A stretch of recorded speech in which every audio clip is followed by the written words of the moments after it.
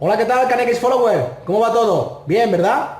Bueno, pues continuamos con nuestro segundo capítulo del tutorial de diseño de este proyecto KNX que comenzamos la semana pasada y que poco a poco veréis que lo vamos complicando, vamos añadiendo funciones y bueno, que esperamos que con él se resuelvan todas las dudas que hay en referente al inicio, después de realizar un curso KNX Partner básico, al inicio de poder proyectar un proyecto por sí solo de una instalación KNX.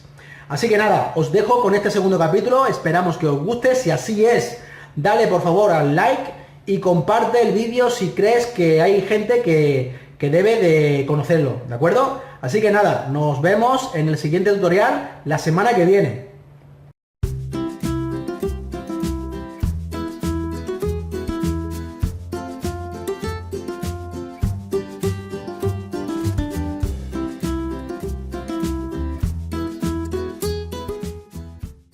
Pues vamos a ver ahora cómo realizaríamos el control de persianas en nuestro proyecto.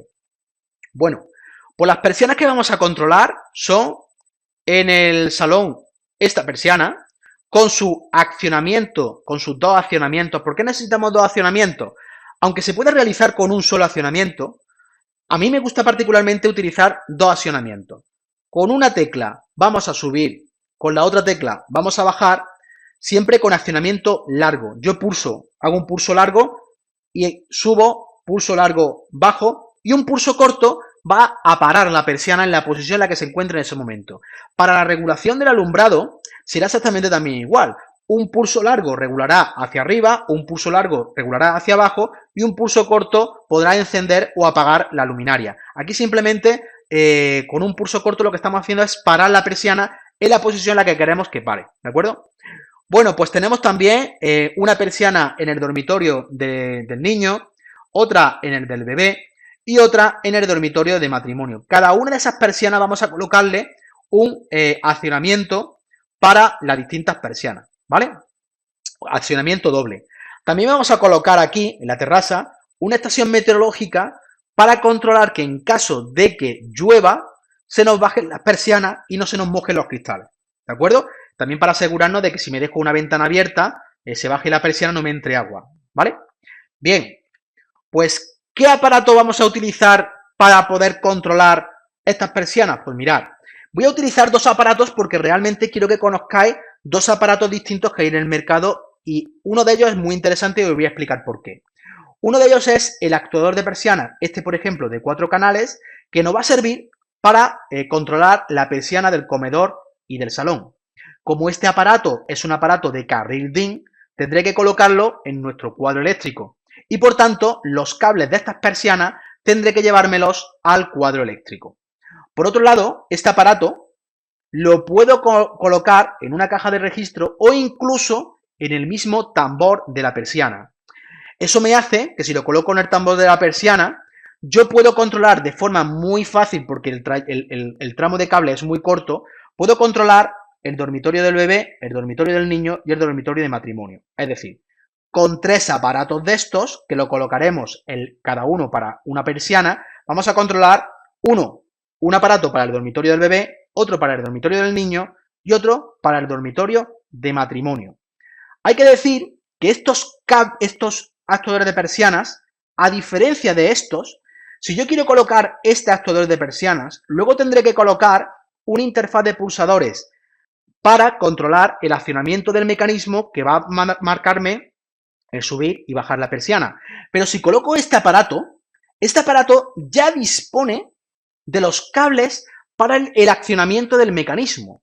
Por tanto, me estaría ahorrando el interfaz de pulsadores, ¿de acuerdo? Porque estos cables los conectaría directamente al mecanismo que vamos a hacer que haga la subida y bajada de las persianas. Por tanto, este aparato me puede resultar ahorrarme el interfaz. Por eso he puesto este y he puesto este, para que conozcáis los dos. En aquellos casos donde queramos llevar los cables de las persianas directamente al cuadro eléctrico, pues colocamos este. En aquellos casos donde queramos llevar los cables de las persianas directamente a donde vayamos a colocar el actuador de persiana, es el mismo caso que el que hemos visto para para el punto de luz del actuador de un solo canal, es el mismo. Pero con la diferencia que tenemos la salida o la entrada, por así decirlo, para el mecanismo de la persiana. No tendríamos que colocar una interfaz de pulsadores, ¿ok? Bueno, pues, ¿esto cómo se cablea? Pues del magnetotérmico salimos hacia nuestro actuador de persiana. Del actuador de persianas tenemos que sacar dos hilos. Un hilo será el que envíe la corriente hacia subir y el otro el que envíe la corriente hacia bajar. Luego el cable neutro va directamente a la persiana. Hay que tener en cuenta que esto y esto, aunque le haya puesto de distinto color, es la misma fase. Simplemente lo que hace el actuador es que vaya la corriente o por un hilo o por el otro, o por ninguno. Cuando no va por ninguno está la persiana totalmente parada, pero cuando va por uno o por otro hace que la persiana suba o baje. Hay que tener en cuenta que la persiana, el motor de la persiana lleva también incorporado un elemento de seguridad que es el final de carrera, para que en caso de que le sigamos dando corriente o por el cable de subir o por el cable de bajar, cuando la persiana está totalmente arriba o totalmente abajo, tiene un final de carrera que abre el circuito y le impide que el motor siga funcionando y que se queme, ¿de acuerdo? Aún así, es importante decirle a este actuador, a efectos de programación, cuánto tiempo tarda la persiana en subir totalmente y cuánto tarda en bajar totalmente, porque ese tiempo que le pongamos al aparato, por programación, es el que va a utilizar para decirnos si la persiana se encuentra al 25%, al 50% o al 75%. No es que la persiana o el actuador tenga ojos para saber en qué porcentaje se encuentra la persiana, sino que hace un algoritmo y en función del tiempo que le hemos introducido para decirle a qué altura está la persiana, él sabe ese tiempo y te especifica en qué porcentaje está la persiana arriba o abajo, ¿vale? ¿Y quién va a accionar? ¿Quién va a accionar la persiana para que suba o para que baje? Pues bien lo puede hacer la estación meteorológica, que le tengamos programado que en función de una velocidad del viento, o que llueva o lo que sea, pues que suba o que baje, a través del bus envíe esa información al aparato, o bien a través del mecanismo con dos teclas que le colocaremos una interfaz de pulsadores para que cuando se detecte el accionamiento largo en una tecla nos subirá, en otra bajará, y si es un accionamiento corto en alguna de las dos teclas no enviará la orden de parar en una posición determinada. Cuando lo que yo utilizo es el actuador que va empotrado aquí en la persiana, en el tambor lo podemos colocar, lo que tenemos que hacer es llevarle el cable de fase y los dos cables de subir y bajar ya son más cortos. ¿Por qué? Porque si vamos a colocar este aparato internamente en el tambor, realmente el trayecto que va de estos dos cables al dispositivo es mínimo comparado con esto que va en el cuadro eléctrico. ¿Entendéis? ¿Vale? Y ahora, también me estaría ahorrando este dispositivo, el interfaz de pulsadores. ¿Por qué me lo estoy ahorrando? Porque este aparato ya dispone de las entradas, que es este cable que tenéis aquí, que conectamos a el mecanismo que nos va a servir para detectar el accionamiento de subir y bajar. Y aparte de llevarle también el bus, que es el elemento para que comunique con el sistema domótico, yo también lo puedo accionar, aparte de colocarlo con el interruptor doble, con el pulsador doble, perdón, también le puedo programar, que eso lo hago ya con el software ETS, que se suba o se baje la persiana en función de la estación meteorológica. ¿Ok? Luego esto sería el esquema cuando utilicemos este actuador y este sería el esquema para cuando utilizaríamos este actuador. Como digo, esta transparencia, este PowerPoint, os lo voy a dejar en nuestra página web para que os lo podáis descargar sin problema alguno y lo tengáis con los esquemas por si tenéis que utilizarlo y que sepáis cómo se tiene que cablear, ¿de acuerdo? Luego ya exactamente en qué borne hay que conectarlo, pues lo que se recomienda es que se descargue uno la ficha técnica del dispositivo del fabricante y así lo que hacemos es pues tenerlo claro para saber en qué borne en concreto hay que conectarlo. Vale, bueno, pues ya hemos ampliado aún más el número de dispositivos que vamos a colocar en nuestro proyecto. Vamos a colocar nuestro actuador de persianas con nuestros dos interfaces de pulsadores para las dos persianas que va a controlar el actuador y vamos a colocar 3 actuadores de un canal, actuadores de persianas de un canal para las persianas de los 3 dormitorios. ¿Veis? Ya hemos aumentado a 24 dispositivos más la fuente de alimentación. ¿De acuerdo? Bueno, pues continuamos. Aquí, como veis, aquí ya he puesto un ejemplo de, en caso de colocar este aparato en el cuadro eléctrico, tendremos que llevar el neutro a todas las persianas, pero hay que llevar los cables de subir y bajar, los dos cables de subir y bajar de esta persiana más los dos cables de subir y bajar de esta persiana, los tendremos que llevar a nuestro cuadro eléctrico. ¿Veis? Aquí ya nos hemos juntado con 2, 4, 6 cables que hay que llevar desde aquí hasta nuestro cuadro eléctrico. Pero si en cambio, si utilizamos los actuadores pequeñitos que van en la misma habitación, o en este caso en el mismo tambor de la ventana, del motor de la persiana, solamente tendremos que salir con fase y neutro para, desde el manejo térmico de persianas, para las distintas persianas, ¿de acuerdo? Y luego ya también el accionamiento se lo podemos dar desde el actuador. Aquí el accionamiento se lo tendríamos que dar desde el interfaz de pulsadores, ¿de acuerdo? Para que veáis la diferencia de cableado entre un caso y otro. Por eso he querido poneros los dos casos, como ha pasado antes con el ejemplo del alumbrado, os he querido poner también el caso de las persianas para que sepáis qué diferencia hay, sobre todo a efectos de cableado. Luego ya veis ustedes si os interesa una cosa u otra. Como he dicho antes, en el caso de que solamente te contraten la instalación domótica, realmente a ti lo que te compensa es que todo esté en el cuadro eléctrico, porque al fin y al cabo, si tú no vas a echar el cable, todo el cableado, el que tú lo tengas todo centralizado en el cuadro eléctrico, a efectos de averías y reparaciones, para ti va a ser mucho más fácil.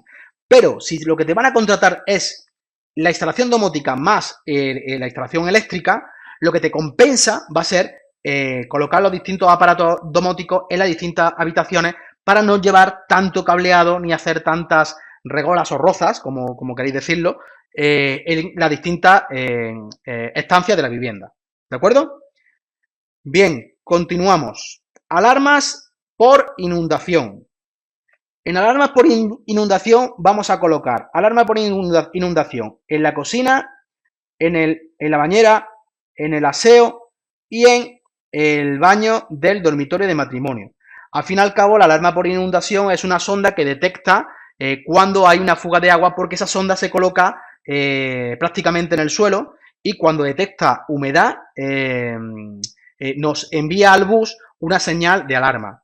Hay que tener mucho cuidado donde se coloca la sonda de inundación, porque en el caso de colocarla de pie me vengo a referir que en vez de colocarla en el suelo, hay gente que la coloca pegada al azulejo, en la pared, pero pegada al suelo. Eso lo que hace es que cuando se produce condensación en la pared del cuarto de baño, cuando la gota de agua corre por la pared, por la condensación, y cae a la sonda, nos puede provocar alarma por inundación. Eso es una avería muy común que se nos puede producir en los cuartos de baño, tenerlo en cuenta. Por tanto, lo recomendable es colocarlo en un sitio de difícil acceso. Digo difícil acceso porque cuando también te pones a fregar le das con la fregona, de estar fregando el cuarto de baño, le das con la fregona a la sonda, te puede activar también la alarma por inundación. Por tanto, puedes colocarla, por ejemplo, detrás del bate o detrás del pie del lavabo. Son sitios donde a lo mejor no es tan fácil acceder con la fregona y puede guardar o salvaguardar un poco la sonda de inundación. Bueno, pues nuestra sonda de inundación vamos a colocarla de dos formas también. Vamos a colocar un aparato que se denomina terminal de zonas de 4 canales y este que es de 2 canales. Vamos a utilizar 3 canales de ellos para la sonda de inundación de la cocina, de la bañera y del aseo. Y lo vamos a colocar para el baño del dormitorio de matrimonio. He elegido los dos modelos para que conozcáis los dos modelos que hay en el mercado. Luego ya ustedes elegís uno u otro. Lo que sí es cierto es que bien elijas uno u otro, la sonda de inundación es la misma. Es decir, el dispositivo que capta la humedad es este. ¿De acuerdo? ¿De acuerdo? Bien, pues este aparato lo podremos colocar en el cuadro eléctrico porque es de carril DIN, pero se puede colocar en la estancia y por tanto reduce el cableado que vamos a echar al cuadro. Bien, la forma de cablear cuando vamos a utilizar este aparato es de nuestro magnetotérmico a 220, salimos hacia una fuente de alimentación, porque este aparato necesita alimentación adicional o a 12 o 24 voltios en continua según el fabricante, hay que darle también señal de bus y nosotros en el baño vamos a colocar nuestra sonda de inundación. Normalmente la sonda de inundación dispone de 4 hilos. Los hilos se pueden conectar o cuando hay una sola señal, hay que cerrar el circuito en 2 de sus hilos con una resistencia de valor que hay que consultar en la ficha técnica de la sonda, y los otros 2 hilos nos los llevamos al canal del terminal de zonas. En el caso de que queramos colocar 2 sondas, no cerramos el circuito con la resistencia. Lo que hacemos es que de estos 2 hilos vamos a la siguiente sonda y los 2 hilos que sobran de la siguiente sonda son los que le conectaremos la resistencia para cerrar el circuito. ¿De acuerdo? Así es como se cablea una sonda de inundación. Importante, consultar la resistencia según la ficha técnica del fabricante. Y como veis, estos 2 hilos tendrán que ir desde donde esté la sonda hasta donde esté el actuador o terminal de sonar que nos sirve para conectar las alarmas de inundación. Pero, ojo, podemos colocar este aparato que se puede colocar en la misma estancia donde vamos a detectar la humedad. Esto nos hace que estos 2 hilos ya no tengamos que llevárnoslos hasta nuestro cuadro eléctrico. Simplemente la alimentación que tenemos que darle y nuestro cable bus. ¿Ok? Esta es la forma de cablear nuestro terminal de zonas de empotrar. Bien, pues aquí os pongo cómo va a quedar en nuestra instalación. Aquí vemos en nuestro cuadro eléctrico, colocaremos nuestro terminal de zonas de carritín, donde tendremos que llevar los hilos de cada sonda a nuestro cuadro eléctrico y en cada sonda colocarle la resistencia final de línea. Y aquí en este, como tenemos que conectar la sonda a nuestro terminal de zona de empotrar, pues el trayecto de cableado es mucho menor. Aquí también tenéis de nuevo el ejemplo de que podéis utilizar uno u otro según mejor os convenga a vosotros en vuestro proyecto. Bien, otra forma también de conectar la sonda de inundación es esto que os voy a mostrar ahora. Mirad, aquí lo que hacemos es llevar 2 hilos de cada sonda a nuestro cuadro eléctrico de tal forma de que cada sonda ocupará un canal de aquí de nuestro terminal de zonas. Serán canales independientes. Pero si yo quiero conectar estas 3 sondas en un mismo canal, lo que hago es que salgo del cuadro de esta sonda. Como tiene 4 hilos, 2 de llegada, 2 de salida, luego 2 de llegada y 2 de salida, y aquí, en los 2 hilos que le faltan por conectar, le colocaremos la resistencia terminal de línea para que se quede todo esto en un solo circuito y en un solo canal, ¿de acuerdo? Es la forma que podemos hacer de cablear la sonda de inundación, es decir, cada sonda de forma independiente o las 3 sondas en un mismo canal. ¿De acuerdo? Bien. Pues vamos a añadir más aparatos a nuestro proyecto. Vamos a añadir nuestro actuador de nuestro terminal de zona de 4 canales y nuestro terminal de zona de 2 canales de empotrar. ¿De acuerdo? Ya andamos por 26 dispositivos. Y continuamos con nuestro diseño. Ahora vamos a controlar circuitos de fuerza que queramos añadir en nuestro proyecto. ¿Cuáles son los circuitos de fuerza que vamos a controlar? Pues vamos a controlar el circuito de fuerza de la vitrocerámica para asegurarnos que la vitrocerámica se ha desconectado cuando salimos de casa y también un circuito de fuerza, por ejemplo, para la televisión. ¿Desde dónde vamos a desconectar o vamos a accionar estos circuitos? Desde nuestro terminal táctil, desde la pantalla táctil que vamos a colocar en nuestra vivienda, que nos va a servir también como servidor web, pues desde ahí vamos a colocar vamos a controlar nuestros 2 circuitos de fuerza. Bueno, ¿cómo vamos a controlar esos 2 circuitos de fuerza? Pues lo vamos a hacer a través de un actuador de 2 canales que vamos a colocar en nuestro cuadro eléctrico, este mismo. Uno será para la cocina, un canal para la cocina y otro para la televisión. Bueno, ¿y cómo se va a cablear esto? Pues esto se va a cablear que desde el mismo magneto térmico de fuerza vamos a sacar para nuestro actuador el cable de fase y sacaremos el vuelta, por así decirlo, para el circuito de fuerza Uno para la cocina y otro para la televisión. En el caso de que tengamos que distinguir dos magnetotérmicos porque no estén en el mismo circuito la cocina que los usos varios de la televisión, pues entonces tendremos que independizar incluso el cable de fase que le llega al actuador. Un cable de fase le llegará para el canal A y otro cable de fase le llegará para el canal B. Eso sería en el caso de que tengamos dos circuitos que controlar desde dos magnetotérmicos totalmente distintos. En el caso de que sea el mismo, como he dibujado aquí en esta transparencia, pues este cable de corriente que cuando llega aquí al actuador entra en el canal A y sacamos un puentecito que va hacia el canal B. De esta forma salimos con el mismo cable de corriente de la misma protección. Y el cable neutro, que sale del magnetotérmico, irá a los dos puntos de fuerza, ¿vale? Pero como digo, en el caso de que tengamos dos magnetotérmicos, tendríamos que independizarlo. ¿Y quién va a hacer que estos relés cierren y abran el circuito? Pues en nuestro proyecto lo vamos a hacer mediante un terminal táctil, ¿vale? Para poder controlar estos dos circuitos de fuerza. Aquí tendremos unos iconos de conectar y desconectar en nuestra pantalla táctil. Y esta pantalla táctil de fabricante Zenio, esta en cuestión se puede conectar con nuestro teléfono móvil y nosotros cuando salimos de casa, si se nos ha olvidado por ejemplo apagar la vitrocerámica, podemos conectarnos con nuestro teléfono móvil y podemos apagar el circuito de fuerza mediante nuestro teléfono de móvil sin tener que ir a la vivienda a conectarla y desconectarla. Incluso le podemos poner un programador horario o lo que sea, ¿de acuerdo? Bien, pues añadimos dos aparatos más a nuestro proyecto.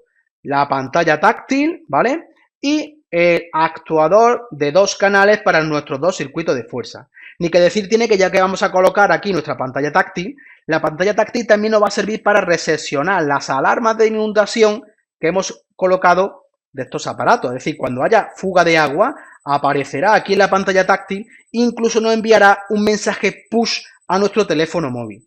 Y también todos los accionamientos de circuito de alumbrado, persianas, todo esto también lo podremos controlar desde nuestro terminal táctil para poder realizar el control remoto con nuestro teléfono. Bien, continuamos. ¿Cómo lo vamos a cablear? Pues en el caso de que sea desde un mismo magnetotérmico, que según el reglamento de baja tensión no podemos mezclar el enchufe de la vitro con el enchufe de la tele, hay que tenerlo en cuenta, ¿eh? Pero bueno, imaginaros que es el caso donde los dos circuitos de fuerza van al mismo magnetotérmico. Pues de ahí saldremos con un neutro común a los dos enchufes y saldremos con el cable de corriente a cada uno de los enchufes para realizar el corte en cada uno de los canales del actuador, ¿de acuerdo? En el caso de que tengamos que separarlos porque tengamos dos magnetotérmicos, saldrán dos neutros distintos y dos cables de vuelta o dos cables de corriente distintos a nuestro circuito de fuerza. ¿Ok? Bien, continuamos.